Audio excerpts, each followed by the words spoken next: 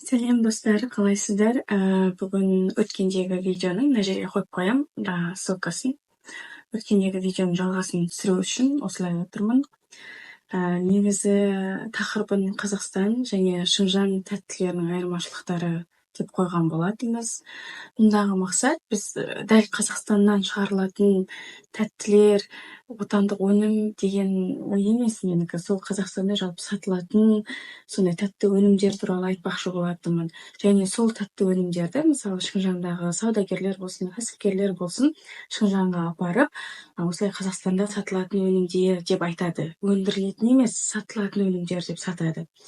Бұл видеоны түсіргендегі ең басты мақсатым сол екі жақтағы қазақтардың жеп жүрген тәттілерінің айырмашылықтарын көрсету болатын. Мысалы, менің жолдасым Аян, ол сол Шыңжаңның Алтай қаласының тумасы, айтады да, мысалы, біз қонақтарға барғанда дейді, жаңа сыйлы адамдарға сондай бір сый сияпат көрсеткен кезде, осылай Қазақстанда шығарылатын, жалпы Қазақстанда сатылатын тәттілерді сый сияпат қылып береміз дейді. Бұнда мен ойлап қалдым да, демек біздің сол қандастарымыз, Шыңжаңдағы Қытай қазақтары өз отанын жаңағыдай әлі де біздің отанымыз бар, Қазақстан деген сияқты бір іштей бір патриоттық сезімдері бар сияқты да. Себебі соны біз сый құрмет ретінде сыйлайды екен олар.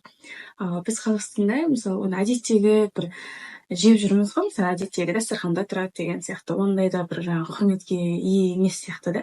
Мысалы біздің сол тыс жақта жүрген қазақтар соның қадірін ерекше түсінетін сияқты көрінеді маған.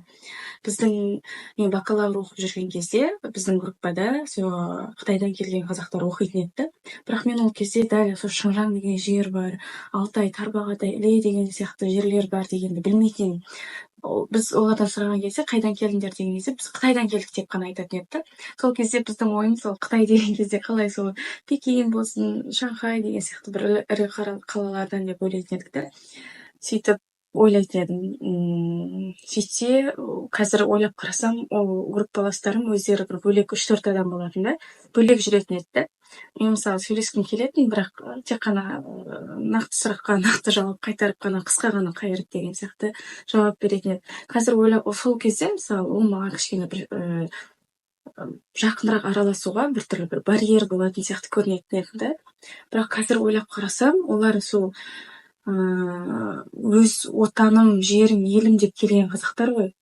Сол кезде мен ойлаймын да, мен одан да былай жақынырақ оларды тапқан кезде, мен жақсы араласып, сол 2011-12 жылдардың өзінде сондай Шыңжаң деген жер, Қытайда біздің тумаластарымыз бар. Ол негізі Қытай деп айтады да, мысалы Шыңжаң дәл Қазақстанның шекарасында орналасқан да, Өскемен, Семей деген сияқты, Зайсан.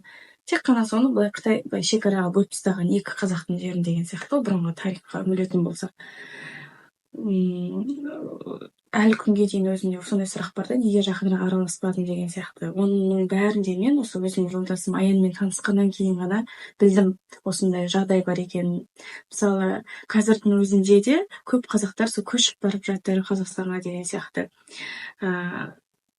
Сол себепті жалпы бұл видеода менің жеткізгім келген ойым, қазіргі тілмен месседж деп айтады ғой, сол қандастарымызды, қандас деп те айтқан емес, сол қазақтар деп айтқан дұрыс сияқты, бір жақын тартып, араласып, сөйлесіп деген сияқты сондай бір болса екен деп ойлаймын да. Былай оралман, болмаса қандас деп бөлмей, кәдімгі өзіміздің қазақтар. Бірақ сол бұрынғы тарихтың әсерінен, әртүрлі оқиғалар болғанның әсерінен бөлініп қалған деген сияқты, шекарамыз бөлініп қалған деп қабылдасақ, сол дұрыс па деп ойлаймын. Сол негізгі айтқым келген ой осындай.